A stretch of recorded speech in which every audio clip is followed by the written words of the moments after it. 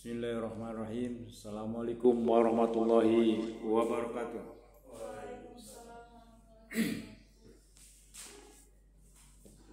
Jadi itu perkenalan saya ya, nanti disambung lagi. Kalau sudah ya syukur. Neng udah buka video saya barusan belum ya? Barusan beberapa kok, belum semuanya. Iya nggak apa-apa. Nanti saya buka. Yang itu siapa sebenarnya? Ya, jadi kekuatan belajar itu ada 5 ya. Ini dipegang nih, kasih nih. Itu dibagi. Nah, nanti ke belakang kasih. Barangkali datang ya. Enggak. Oh berdua aja. Terima kasih, semoga rezekinya dilapangkan, dimudahkan dalam segala urusan dan diberikan jalan keluar oleh Allah Subhanahu wa taala. Nu kasep anu geulis ya. Ya. Jadi hadiah buat orang takwa itu 3, namanya surga dunia. Diberikan rezeki dari arah yang tidak disangka-sangka, kemudian diberikan jalan keluar dan dimudahkan dalam segala urusan. Itu terdapat di surat ke-65 surat At-Talaq ayat 2 sampai 4. Nah itu ya. Kalau 3 hal surga dunia itu belum kita miliki, berarti harus ditingkatkan ketakwaannya. Itu rumusnya. Jadi saya sudah ngajar 35 mata kuliah di 12 kampus ya. Alhamdulillah. Diploma saya matematika, S1 saya politik, S2 saya 3 jurusan, ekonomi pembangunan dari UGM, kemudian manajemen sumber daya manusia, kemudian psikologi pendidikan Islam ya. Kemudian S3-nya pendidikan agama Islam. Jadi sudah 6 jurusan saya kuliah. Anu kasep anu gelis baru 1 kan? Nah, ya.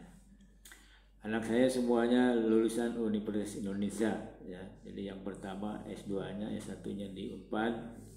Kemudian yang kedua S1-nya dari UI di manajemen, jurusan manajemen. Jadi saya bukan pamer, tapi apa namanya? Saya mungkin keberhasilan saya mendidik anak itu karena saya puasa daun ya. Puasa daun itu puasa sehari, puasa tidak. Itu sudah 9 tahun. Anak saya yang kedua itu diterima di 4 BUMN, 1 Sarinah, yang 3-nya itu bank, ya, Bank Mandiri, kemudian Bank BSI sama BTN. Jadi artinya kalau kita berjuang itu insya Allah ya. Di dalam Quran surat 53:39 bahwa hasil itu sesuai dengan usaha. Artinya kalau hasilnya belum sesuai dengan diharapkan, maka usahanya harus diperbaiki. Jadi hasil berbanding lurus dengan usaha. Dan ini mahasiswa harus punya keinginan bahwa S1-nya di sini, D3 ya. Ini D3 apa S1? D3 ya, terus ya. Nanti kalau bisa S1-nya di yang ada itu di UGM atau di apa namanya? Ini fokus. Enggak sih. Enggak usah. Papan tulis kayaknya. Papan tulis. Ya udah kalau nggak ada mah nanti lagi aja Pak. Biar aja. Nggak usah dulu. Nanti sih dipasangnya. Ya. Itu ya. Jadi Tuhan itu mengabulkan doanya itu ada syaratnya gitu. Kira-kira layak dikabulkan enggak? Nah itu ya. Surat Al-Baqarah ayat 186 itu Allah akan mengabulkan doa hambanya apabila hambanya itu beriman dan menjalankan perintahnya. Itu sebagai pengantar. Ada pertanyaan? Jadi santai aja. Belajar itu ya harus memenuhi syarat 3 hal. Yang pertama dalam kondisi tenang dan senang. Yang kedua harus dikasih tahu yang dipelajari itu ada manfaatnya dan ada tujuannya. Nah yang ketiga harus memberikan peluang kepada mahasiswa untuk berpikir ya. Jangan ngaji kuping begitu ya. Nah kemampuan belajar seorang itu rata-rata kalau dia membaca itu cuma 10%. Kalau dia lihat 20%, kalau dia dengar 30%, kalau dia katakan ya, belajar 70% dari apa yang dikatakan oleh seseorang, dan 90% dari apa yang dia lakukan. Apa yang dimaksud dengan 90% itu adalah seperti ilmu-ilmu yang praktek ya, komputer, renang, itu harus praktek. Kalau nggak praktek ya nggak bisa-bisa. Begitu pemahamannya. Nah, 70% dari apa yang seseorang katakan itu artinya kalau dia mampu mengatakan sesuatu pasti ada sumber sebelumnya melalui mendengar atau melalui melihat atau melalui membaca ya. Tidak mungkin dia mengucapkan sesuatu yang datanya tidak ada di otak. Itu sebagai pengantar ya. Masuk ke sini kekuatan belajar itu ada 5. 1 baca, 2 dengar ya. Kemudian ulang-ulang. Apa yang diulang-ulang? Yang 4 hal itu, sebelumnya dan sesudahnya. Nah, ucap, tulis. Supaya mudah mengingat disingkatnya badut. Nah, itu kalau A-nya itu karena satu kata baca begitu. Jadi 5 nih. Baca memakai mata, ya, dengar memakai telinga, kemudian ucap memakai mulut, tulis menggunakan tangan. Nah, 4 hal itu diulang-ulang. Gitu. Tulis diulang-ulang begitu, ucap diulang-ulang, baca diulang-ulang, dengar diulang-ulang. Seperti itu. Terlalu cepat ya bisa ini apa namanya? Kira-kira paham nggak? Nah, kalau ada paham itu biasanya ada pertanyaan. Belum? Nah, tenang aja nih. Saya ini keturunan alhamdulillah baik dari ibu kandung maupun bapak kandung itu apa namanya, keturunan yang kekayaannya tidak habis 7 turunan ya, dari ibu kandung maupun bapak kandung, dan saya keturunan yang ke-8. Apa coba maksudnya? Ya gitu. Pintar berarti ngerti tuh itu. Jadi saya anunya bodornya aja. Jadi suasana tidak tegang itu harus bodor. Jadi di dalam buku Psikologi Pendidikan halaman 14 di bawah itu bahwa seorang guru, dosen, pembicara itu yang kalau ingin disedang itu harus bisa humor. Ya, itu konsentrasinya 79,2%. Jadi saya harus belajar. Itu dari Abdul Somad. Ya, tapi pendengarnya tidak sehebat Abdul Somad, dia ketawanya gitu. Karena dia itu bakat gitu. Bakat bawaan. Kalau saya harus belajar karena bakatnya tidak bisa bodor ya. Nah, itu. Oke, sampai di sini. Nah, kalau sudah kita masuk ya. Atau minta kenalan dulu nih, dari mana, SMA-nya di mana, orang tuanya kerja di mana. Siapa tahu teman saya ya. Saya PNS tuh di Kabupaten Cirebon. Mangga, dari mana dulu? Kenalan di mana, orang tuanya kerja di mana. Mangga, siapa dulu? Perkenalkan, Assalamualaikum warahmatullahi wabarakatuh. Perkenalkan, nama saya Teresa Istiqomah, Pak. Saya dari lulusan dari Iman 2 Kota Cirebon. Oh, ibu itu ya, Ibu Hamidah, yang di Pinang bukan? Oh, di sini. Kalau saya Perjuangan. di Perjuangan, Pak. Oh, Pak ini, Pak Mukhlis ya, Ya. bahasa Indonesia. Ya. Masih nggak dia? Nggak tahu ya. Senin baru lulus. Sudah lama lulusnya, Pak. Oh, sudah lulus. Ya, mangga lanjut. Bapak kebetulan ASN di Majalengka. Oh, Majalengka ya. Apa di bidang apa? Di bidang kehutanan dan perkebunan, Pak. Oh, iya ya. Ibu? Kalau ibu rumah tangga. Nah, kenapa pilih ini? Apa namanya, prodi dan kampusnya?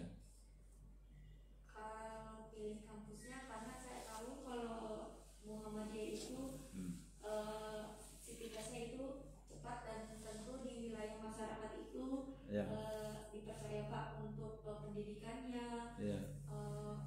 dan yang lainnya. Ya. Kalau kenapa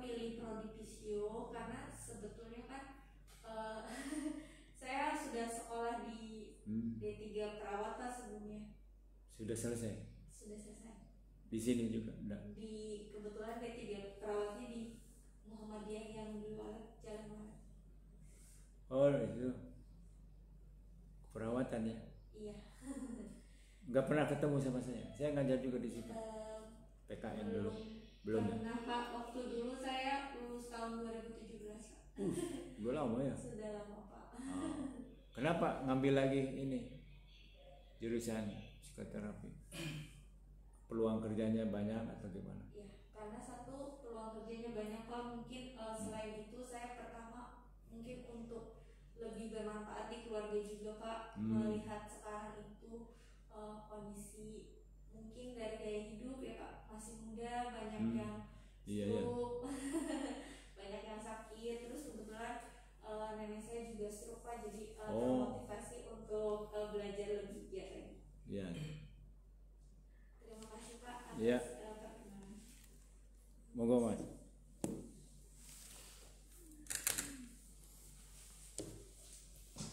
Assalamualaikum, kenalkan nama saya Pratama Ibnu Pak. Kalau saya lulusan SMA 7 Kota Jati Pak. Oh. Iya.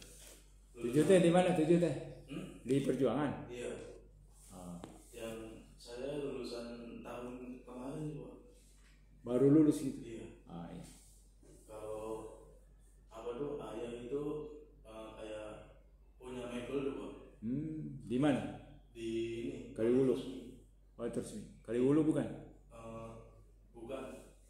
Nggak tahu namanya Pak. Kalau ibu rumah tangga. Iya.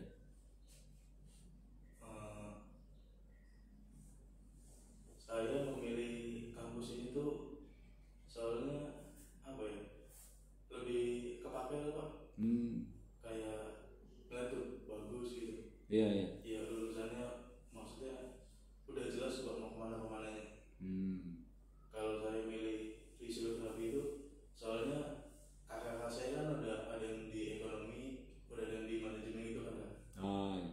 Nah, kata ibu tuh coba ambil yang lain supaya nanti ilmunya bisa dibagi-bagi gitu Pak. Iya.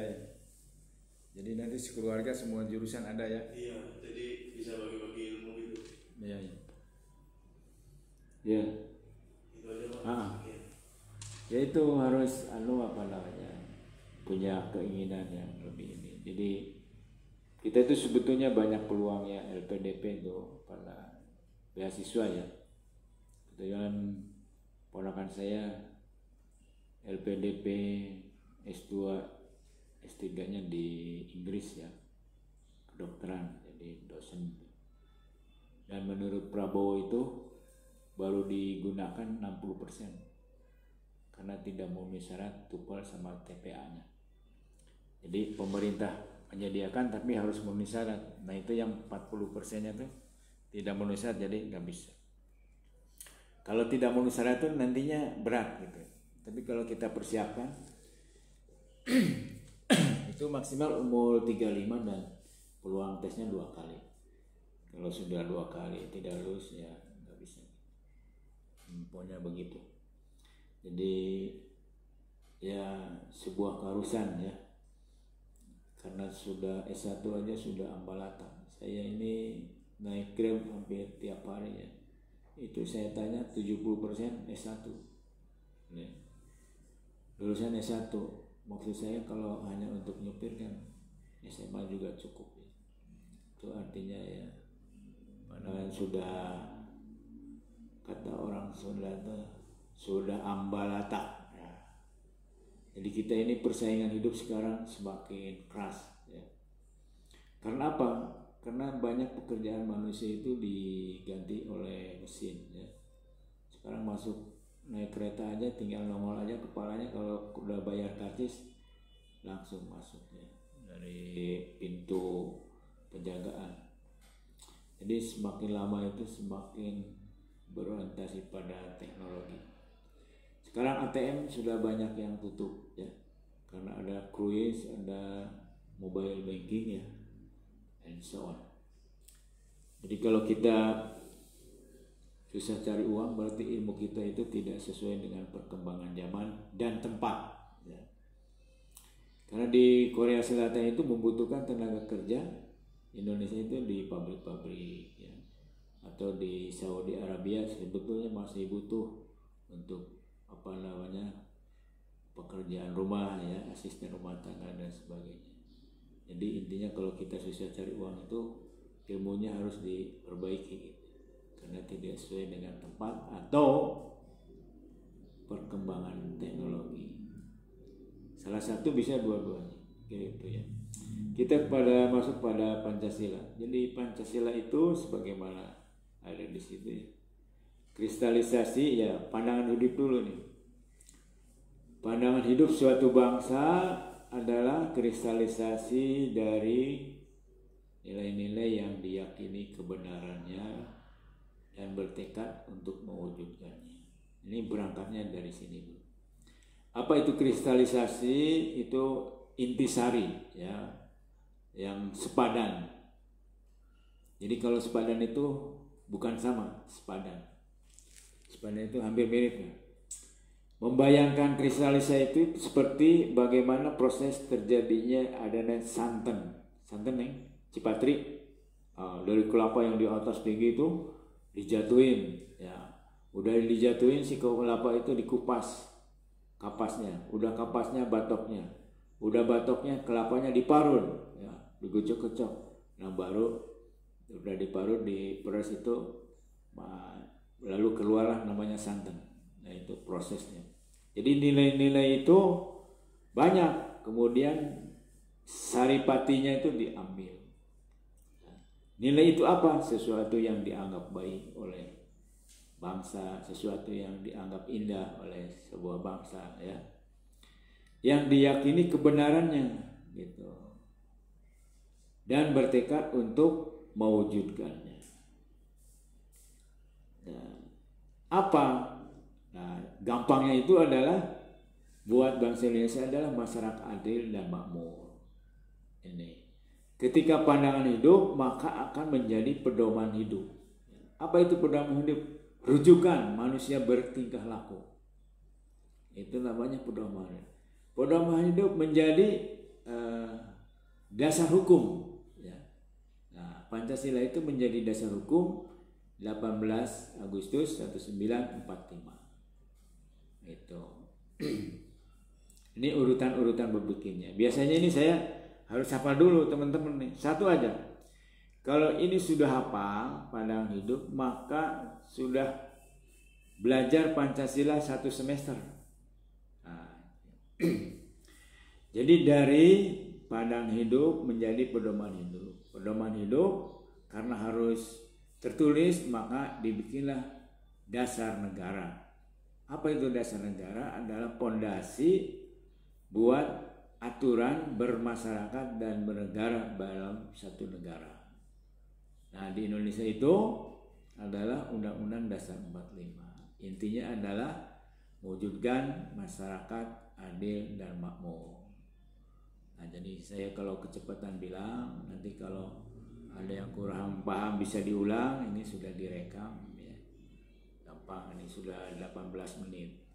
Nah, optimalisasi manusia itu masih fokus itu sampai 20 menit.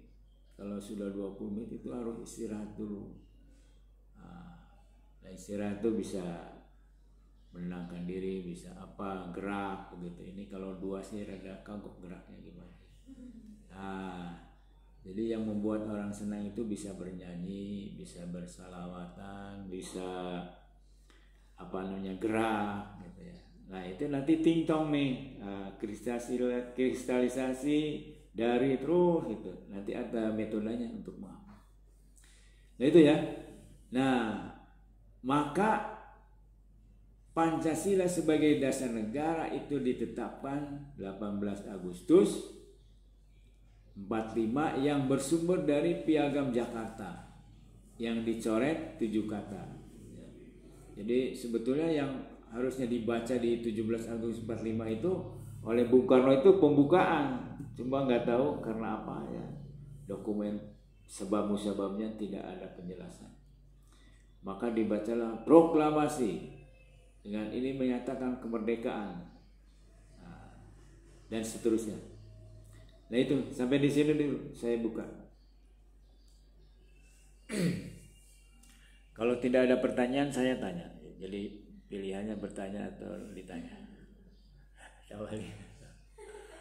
Apa yang Anda ketahui tentang Pancasila? Kan dari SD belajar kan? Jadi Pancasila itu mengalami pasang surut ya. Saya kebetulan pada tahun 1991 itu ikut penataran P4 yang paling tinggi di Indonesia. Tempatnya juga di Menteri Kehakiman ya. Utoyo Usman itu di BP7 ya.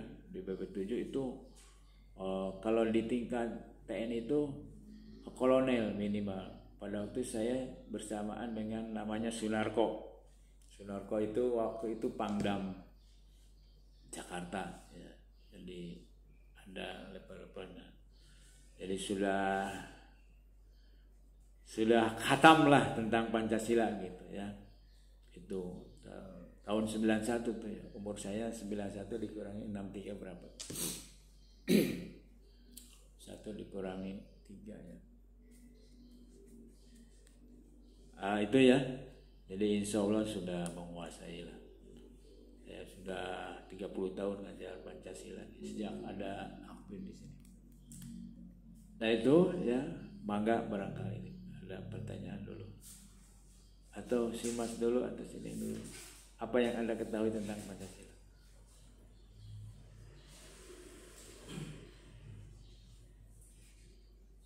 Kalau Pancasila sih kayak bagi saya mah pedoman bagi pemimpin dan rakyatnya gitu tuh Pak. Ya.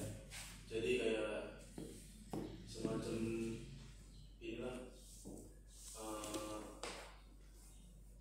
yang harus dilakukan gitu.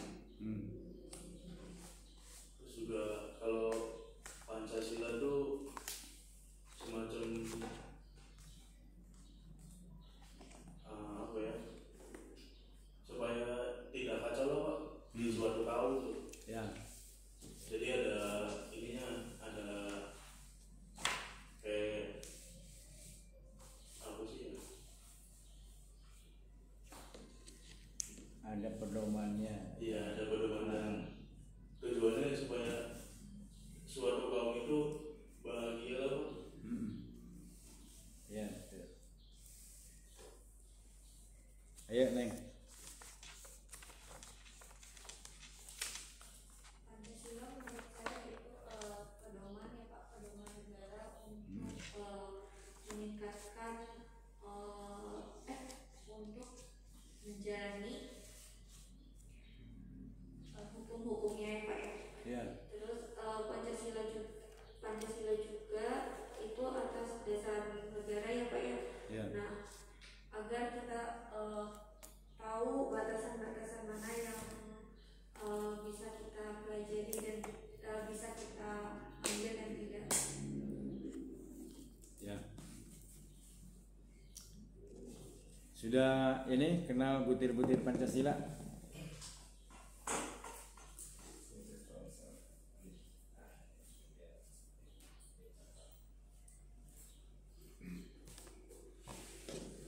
Ya, jadi Pancasila itu ada namanya butir-butir Pancasila ya.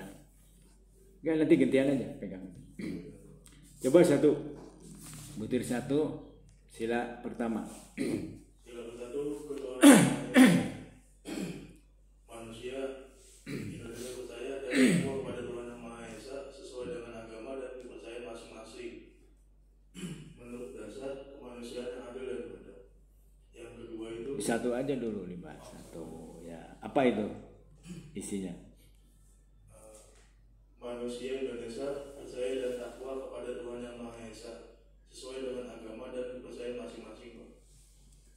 Ya, jadi Pancasila itu memerintahkan kepada kita sebagai rakyat Indonesia untuk bertakwa ya. Takwa itu sebetulnya adanya di Islam aja.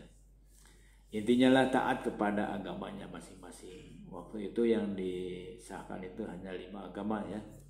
Belum Konghucu. Nah, Konghucu diakui sebagai salah satu agama itu zaman Gus Dur jadi presiden.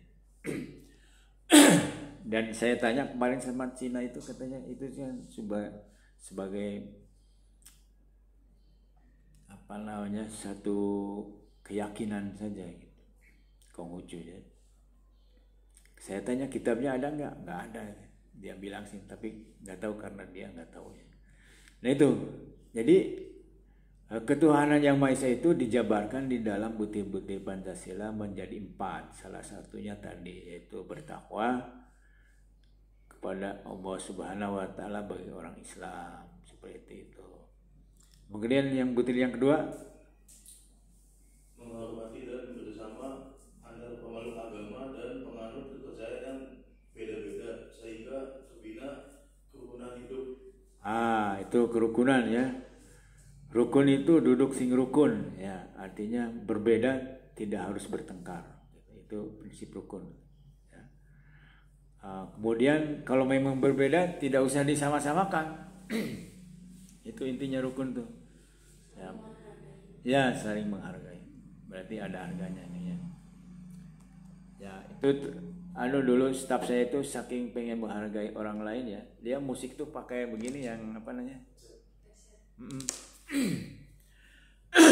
dia ini sekali gitu ya, dia bermusik tapi kalau musiknya nggak seneng orang lain kan repot juga, dia pakai itu ya.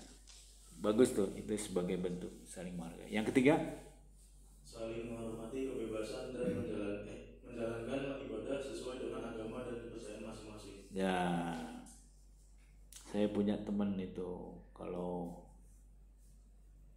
Jumat di masjid, kalau Minggu di gereja. Apa agamanya? Ikut. Ya, agamanya sih Islam. Pekerjaannya apa kira-kira? Tukang parkir. Iya, ada yang menteri, ada yang tukang parkir, ya, kehidupan seperti itu ya.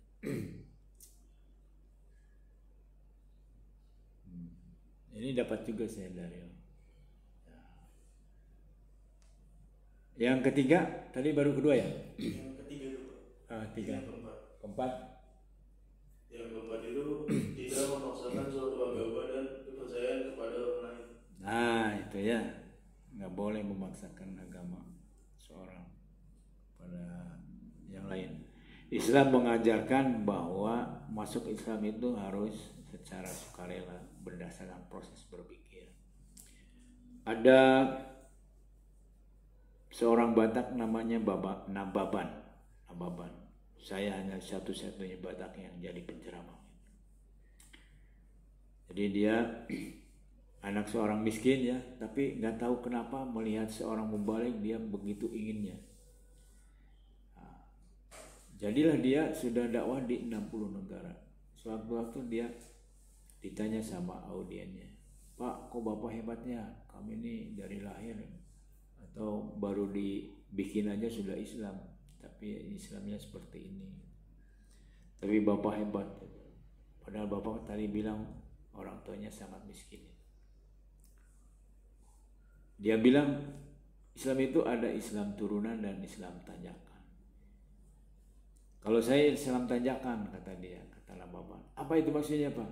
Nah, Islam keturunan itu kan sejak lahir juga sudah Islam. Saya tanya nih, kalau kita sebagai pengendara supir ya, mobil misalnya, itu kalau jalannya nanjak apa yang diinjak oleh kaki? Gas ya. Nah, kalau turun yang diinjak, nah itu. Apa bedanya Islam tanjakan dan Islam turunan? Kalau Islam turunan tuh yang diinjak adalah rem. Maksudnya apa? Pengen bisa baca Quran besok lagi, pengen bisa bahasa Arab besok lagi, tarsok lagi. Nah itu. Kalau saya ini Islam tanjakan, jadi yang diinjak gas. Saya harus bisa baca Quran 5 bulan. Saya harus bisa baca bahasa Arab 2 tahun misalnya. Selalu bikin target. Jadi yang diinjak itu gas, cepat. Nah, bisa kita lihat Nababan, kemudian yang Felix ya. Felix siapa itu? Yang Cina tuh Felixio ya, kemudian sapi Antonio. Itu sapi Antonio itu bikin buku itu harganya 1 juta satu paket. Saya bagus sekali itu. Nah kita ini Islam turunan, jadi ya santai aja gitu. Kalau mereka itu Islam tanjakan, selalu bikin target. Oleh karena itu teman-teman harus juga seperti Nababan itu. Jadi Nababan itu terlahir dari orang yang sangat miskin, kemudian pergi ke Jawa cari kiai pesantren. Kata Pak Kiai, nah kalau kamu ingin belajar di sini boleh, tapi urusan ilmu gratis. Tapi untuk makan Anda harus cari sendiri. Gimana caranya saya nggak tahu. Nah, lalu dia melakukan dengan mencari rumput ya, buat dijual ke orang yang punya kambing. Ya, waktu itu paling dapatnya 1.000 begitu ya. Teman-teman nggak percaya nggak, gaji saya PNS tahun 1999 itu 114. Kalau sekarang cukup apa itu? Ke Padang juga nggak cukup tuh. Warung Padang ya. Artinya apa? Nilai uang itu menurun terus ya, dalam keadaan normal aja 10% turun. Saya menjual tanah itu tahun 93 ya, dengan luas yang sama tahun 2020. Itu 93 harganya cuma 1 juta. Kalau 2020 itu 400 juta. Dalam ya jangka 30 tahun bedanya. Jadi tanah itu rata-rata naiknya itu 20% setiap tahun. Jadi kalau investasi yang aman dan terbaik itu adalah tanah, bukan yang lain. Uang itu menurun itu. Jadi maksudnya begini, kalau uang hari ini 1 juta, itu tahun depan itu nilainya menurun jadi bukan 10%, 900 seperti itu. Jadi saya beli, kalau jadi tuh beli rumah itu 2,5 juta tahun 95 baru masuk PNS. Nah 10 tahun kemudian itu 25 juta harga rumahnya, rumah sederhana. Cuma waktu itu dibeliin untuk perluasan dapur ya. Kata saya tuh kalau dulu dibeliin seperti itu. Tapi kalau ada bangunannya semakin turun harganya, tanah semakin naik. Jadi bagusnya kosong. Ya seperti itu ya. Kembali kepada Nababan. Tapi digigih itu ya, dengan seperti itu terus berjuang dan selalu misalnya masuk ke bahasa Arab dari Saudi itu di Jakarta. Sebetulnya dia dinyatakan tidak lulus, tapi karena melihat semangat